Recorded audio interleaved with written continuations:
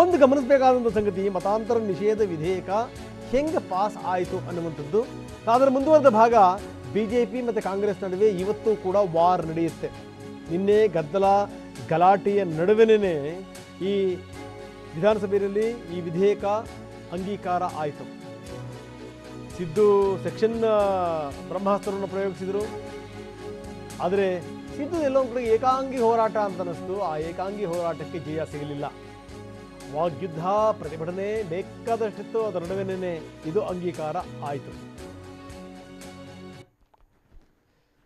So ಭಾಳ ಗಮನಿಸಬೇಕಾದಂಥ ಸಂಗತಿ ಅಂದರೆ ಇದೆಲ್ಲವೂ ಕೂಡ ಆದದ್ದು ಹೇಗೆ, ಎಲ್ಲ ವಿವರಗಳನ್ನು ನಾವು ನಿಮ್ಮ ಮುಂದೆ ಇಡ್ತಾ ಹೋಗ್ತೀವಿ. ಅಂದರೆ ಮತಾಂತರ ನಿಷೇಧ ವಿಧೇಯಕ ವಿಧಾನಸಭೆಯಲ್ಲಿ ನಿನ್ನೆ ಗಲಾಟೆ ನಡುವೆ ಪಾಸ್ ಆಯ್ತಲ್ಲ, ಅದು ಪಾಸ್ ಆದಂಥ ಬಗೆ ಹೇಗೆ, ಬನ್ನಿ ನೋಡೋಣ.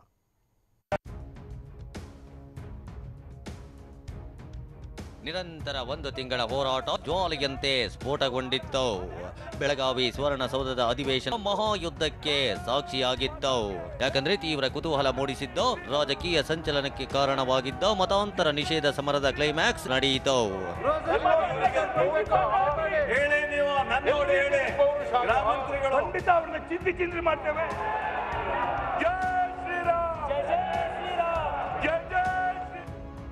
ಕಾಂಗ್ರೆಸ್ ಬಿಜೆಪಿ ಮಧ್ಯೆ ಮತಾಂತರ ಮಹಾಸಮರ.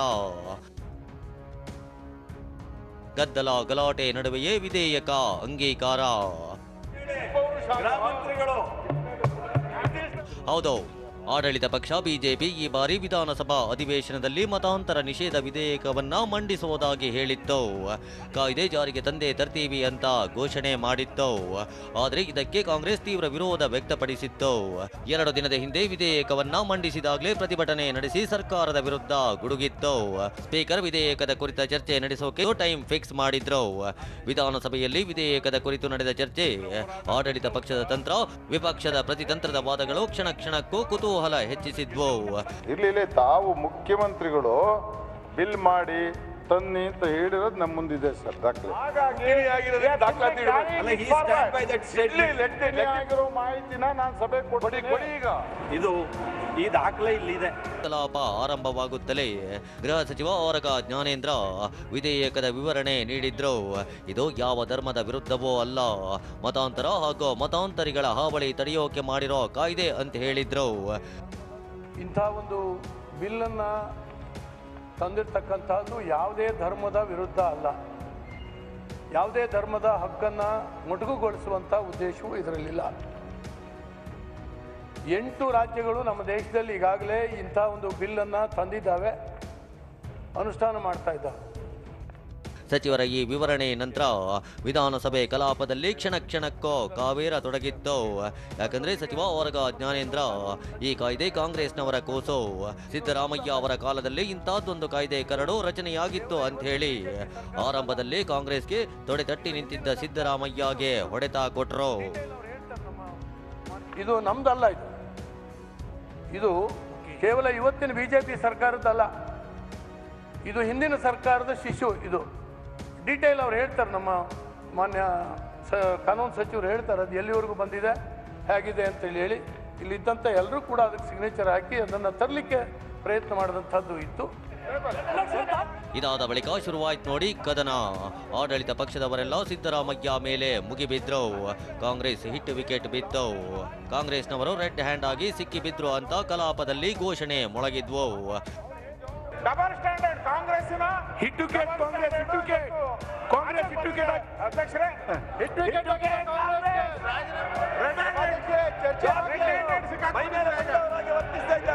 ಸಿಕ್ಕಾಕೊಂಡಿದ್ದೀರಾ ಈಗ ನೀವು, ಏನು ಮಾಡಕ್ಕೆ ರೆಡ್ ಹ್ಯಾಂಡ್ ಸಿಕ್ಕಾಕೊಂಡಿದ್ದಾರೆ. ಆದರೆ ಇದ್ಯಾವುದಕ್ಕೂ ಬಗ್ಗದ ಸಿದ್ದರಾಮಯ್ಯ ಮತಾಂತರ ನಿಷೇಧ ಕಾಯ್ದೆಯ ಒಂದೊಂದೇ ಲೋಪಗಳನ್ನ, ಸಮಸ್ಯೆಗಳನ್ನ ಬಿಚ್ಚಿಡ್ತಾ ಹೋದ್ರು. ಸಿದ್ದರಾಮಯ್ಯ ಮಾಧುಸ್ವಾಮಿ ಮಧ್ಯೆ, ಸಿದ್ದರಾಮಯ್ಯ ಸಿಎಂ ಮಧ್ಯೆ, ಸಿದ್ದರಾಮಯ್ಯ ಬಿಎಸ್ವೈ ಮಧ್ಯೆ, ಹೀಗೆ ಎಲ್ಲರ ಜೊತೆಗೂ ದೊಡ್ಡ ವಾಗ್ಯುದ್ಧವೇ ನಡೆದು ಹೋಯಿತು. ಈಗ 2021ರಲ್ಲಿ ಈ ಬಿಲ್ ಅನ್ನ ತಯಾರು ಮಾಡಿದ್ದಾರೆ. ಅಡ್ಮಿಟೆಡ್ಲಿ ಅವತ್ತು ಲಾ ಕಮಿಷನ್ ಅವರು ಮಾಡಿದಂತ ಡ್ರಾಫ್ಟ್ ಬಿಲ್ಗೂ ಈ ಬಿಲ್ಗೂ ಅಜಗಜಾಂತರ ವ್ಯತ್ಯಾಸ ಇದೆ. ಇಷ್ಟಕ್ಕೆ ಸುಮ್ಮನಾಗದ ಸಿದ್ದು ತಮ್ಮ ಮಾತನ್ನ ಮುಗಿಸುವ ಮುನ್ನ ಇದು ಡಕೋನಿಯಲ್ ಅಂದ್ರೆ ಕರಾಳ ಕಾನೂನು, ಕಾಂಗ್ರೆಸ್ ಇದನ್ನ ಬಿಲ್ಕುಲ್ ಒಪ್ಪಲ್ಲ ಅಂತ ಗುಡುಗಿದ್ರು. ಆದ್ರಿಂದ ಕಾಂಗ್ರೆಸ್ ಪಕ್ಷ ಇದು ಒಂದು ಜನ ವಿರೋಧಿ ಕಾನೂನು, ಇದು ಒಂದು ಮನುಷ್ಯ ವಿರೋಧಿ ಕಾನೂನು, ಇದು ಒಂದು ಸಂವಿಧಾನ ವಿರೋಧಿ ಕಾನೂನು, ಇದು ಒಂದು ಬಡವರ ವಿರೋಧಿ ಕಾನೂನು. ಅದಕ್ಕೋಸ್ಕರವಾಗಿ ಈ ಡ್ರಕೋನಿಯನ್ ಲಾವನ್ನ ನಾವು ವೆಹಮೆಂಟ್ ಆಗಿ ವಿರೋಧ ಮಾಡ್ತೀವಿ. ಇದನ್ನ ಯಾವ ಕಾರಣಕ್ಕೂ ಕೂಡ ತರಬಾರದು, ವಾಪಸ್ ತಗೋಬೇಕು ಅಂತೇಳಿ ನಾವು ಒತ್ತಾಯ ಮಾಡಿ ಈ ಕಾನೂನನ್ನ ವಾಪಸ್ ತಗೊಳ್ಳಿ ಅಂತೇಳಿ ಸರ್ಕಾರಕ್ಕೆ ಮನವಿ ಮಾಡಿ ನನ್ನ ಮಾತನ್ನ ಮುಗಿಸ್ತೇನೆ. ಮಧ್ಯಾಹ್ನದವರೆಗೂ ಮಾತಿನ ಸಮರಕ್ಕೆ ಸಾಕ್ಷಿಯಾಗಿದ್ದ ಕಲಾಪದಲ್ಲಿ ಸಂಜೆ ದೊಡ್ಡ ಕೋಲಾಹಲವೇ ಎದ್ದಿತ್ತು. ಆಡಳಿತ ಪಕ್ಷಕ್ಕೆ ಕೌಂಟರ್ ಕೊಡೋಕೆ ಹೊಸ ಅಸ್ತ್ರ ಹಿಡಿದು ಬಂದ ಸಿದ್ದರಾಮಯ್ಯ ಈ ಕಾಯ್ದೆಯ ಪ್ರಸ್ತಾಪ ಬಿಎಸ್ವೈ ಸಿಎಂ ಆಗಿದ್ದಾಗಲೇ ಬಂದಿತ್ತು, ಇದರ ಹಿಂದೆ RSS ಅಜೆಂಡಾ ಇದೆ ಅಂದ್ರು. ಕಾನೂನಿನ ಹಿಂದ್ಗಡೆ ಯಾರ್ದೋ ಕಾಣದ ಕೈಗಳಿದಾವೆ. ಆಯ್ತು ಒಂದು ನಿಮಿಷ. ಯಡಿಯೂರಪ್ಪನವರು ಕಾಲದಲ್ಲಿ ಇದು ಆ ಕಾಣದ ಕೈಗಳು ನಿಮಗೂ ಕೂಡ ಇನ್ಫ್ಲುಯೆನ್ಸ್ ಮಾಡ್ತಾ ಅವ್ರದೇ ಕೈವಾಡ ಇರ್ತಕ್ಕಂಥದ್ದು. ಅದರಿಂದ ಅಧ್ಯಕ್ಷರೇ ಈ ಕಾನೂನು RSS ನ ಇಡನ್ ಅಜೆಂಡಾ ಬೇರೆ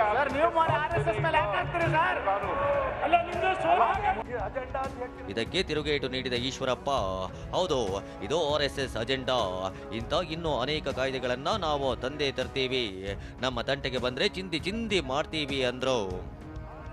ಹೌದು, RSS ಇಂದನೇ ತಂದಿರೋದು, ಇದರಲ್ಲೇ ಇಲ್ಲ ಹಿಂದೆ ಮುಂದೆ ಇಲ್ಲ. ನಾನು ಹೇಳ್ತೀನಿ, ಇದರಲ್ಲಿ ಹಿಂದೆ ಮುಂದೆ RSS ಅಜೆಂಡಾ ಅದು ಇದು ಅಲ್ಲ, ಇಂಥವು ಇನ್ನು 100 ತರ್ತೇವೆ. ಬೇರೆಯವ್ರ ಮೇಲೆ ನಮ್ಮ ಹೋಗಲ್ಲ, ನಮ್ಮ ಸುದ್ದಿ ಮೇಲೆ ಯಾರು ಬಂದ್ರೆ ಖಂಡಿತ ಅವ್ರನ್ನ ಚಿಂದಿ ಮಾಡ್ತೇವೆ. ಈಶ್ವರಪ್ಪ ಮಾತಿಗೆ ಕೆರಳಿ ಕೆಂಡವಾದ ಕೈ ಸದಸ್ಯರು ಸದನದ ಬಾವಿಗಿಳಿದು ಪ್ರತಿಭಟನೆ ಆರಂಭಿಸಿದ್ರು. ಆಡಳಿತ ಪಕ್ಷ ವಿಪಕ್ಷಗಳ ಮಧ್ಯೆ ದೊಡ್ಡ ಗಲಾಟೆಯೇ ನಡೆದು ಹೋಯಿತು. ಆಗ ವಿಧೇಯಕದ ಮೇಲಿನ ಚರ್ಚೆ ಇನ್ನೂ 1 ಗಂಟೆ ಮುಂದುವರೆಸುವ ಬಗ್ಗೆ ಮಾತುಕತೆ ನಡೆಯಿತು. ಆಗ ಎದ್ದು ನಿಂತ ಬಿಎಸ್ವೈ, ಕಾಂಗ್ರೆಸ್ನವರು ಗಲಾಟೆ ಮಾಡಲೇಬೇಕು ಅಂತ ಬಂದಿದ್ದಾರೆ, ಚರ್ಚೆ ಮಾಡೋಕೆ ಇನ್ನೇನೋ ಉಳಿದಿಲ್ಲ, ಸಿಎಂ ಉತ್ತರವನ್ನೇ ಕೇಳಿ ಬಿಲ್ ಪಾಸ್ ಮಾಡಿ ಅಂತ ಸ್ಪೀಕರ್ಗೆ ಹೇಳಿದ್ರು.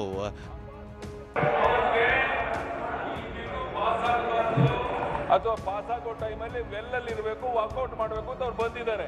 ನೀವ್ಯಾಕೆ ತಲೆ ಕೆಡಿಸ್ಕೊಂತೀರಾ? ಮುಖ್ಯಮಂತ್ರಿಗಳು ಏನ್ ಹೇಳ್ತಾರೆ ಕೇಳ್ಬಿಟ್ಟು ಬಿಲ್ ಪಾಸ್ ಮಾಡಿ ಮುಂದಿನ ಕಾರ್ಯಕ್ರಮ ನಡೆಸಿ. ಇನ್ನೇನು ಚರ್ಚೆ ಮಾಡ್ತೀರಾ? ಅವ್ರ ಚರ್ಚೆ ಮಾಡೋಕೆ ಏನು ಆಸಕ್ತಿ ಇದೆ?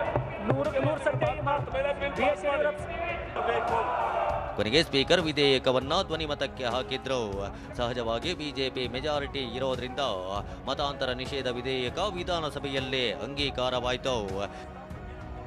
2021ನೇ ಸಾಲಿನ ಕರ್ನಾಟಕ ಧಾರ್ಮಿಕ ಸ್ವಾತಂತ್ರ್ಯ ಹಕ್ಕು ಸಂರಕ್ಷಣಾ ವಿಧೇಯಕವನ್ನು ಪರ್ಯಾಲೋಚಿಸುತ್ತದೆ ಎಂಬ ವಿಷಯ ಸಭೆಯ ಮುಂದೆ ಇದೆ. ಪ್ರಸ್ತಾವದ ಪರವಾಗಿರೋರು ಹೌದು ಎಂದು ಸೂಚಿಸಬೇಕು, ಪ್ರಸ್ತಾವದ ವಿರೋಧವಾಗಿರೋರು ಇಲ್ಲ ಎಂದು ಸೂಚಿಸಬೇಕು. ಪ್ರಸ್ತಾವವು ಹೌದು ಎನ್ನುವರ ಪರವಾಗಿದೆ ಎಂದು ಭಾವಿಸುತ್ತೇನೆ. ಪ್ರಸ್ತಾವವು ಹೌದು ಎನ್ನುವರ ಪರವಾಗಿದೆ, ಪ್ರಸ್ತಾಪಕ್ಕೆ ಅನುಮೋದನೆ ದೊರಕಿದೆ. ಪ್ರಸ್ತಾವವು ಹೌದು ಎನ್ನುವರ ಪರವಾಗಿದೆ, ಪ್ರಸ್ತಾವವು ಅಂಗೀಕರಿಸಲ್ಪಟ್ಟಿದೆ ಮತ್ತು ವಿಧೇಯಕಕ್ಕೆ ಅನುಮೋದನೆ ದೊರಕಿದೆ. ಹೀಗೆ ಗದ್ದಲ ಗಲಾಟೆ ಮಧ್ಯೆಯೇ ಕರ್ನಾಟಕ ಧಾರ್ಮಿಕ ಸ್ವಾತಂತ್ರ್ಯ ಸಂರಕ್ಷಣಾ ಹಕ್ಕು ವಿಧೇಯಕ ಅಂದ್ರೆ ಮತಾಂತರ ನಿಷೇಧ ವಿಧೇಯಕ ವಿಧಾನಸಭೆಯಲ್ಲೇ ಅಂಗೀಕಾರವಾಗಿದೆ. ಇದರೊಂದಿಗೆ ಸರ್ಕಾರ ಬಹಳ ಪ್ರತಿಷ್ಠೆಯಾಗಿ ಸ್ವೀಕರಿಸಿದ್ದ ವಿಧೇಯಕವನ್ನ ಪಾಸ್ ಮಾಡಿಸಿಕೊಳ್ಳುವಲ್ಲೇ ಯಶಸ್ವಿಯಾಗಿದೆ ಮತ್ತು ವಿಧೇಯಕಕ್ಕೆ ಅನುಮೋದನೆ ದೊರಕಿದೆ. ಕಿರಣ್ ಹನಿಯಡ್ಕ, TV9 ಬೆಳಗಾವಿ.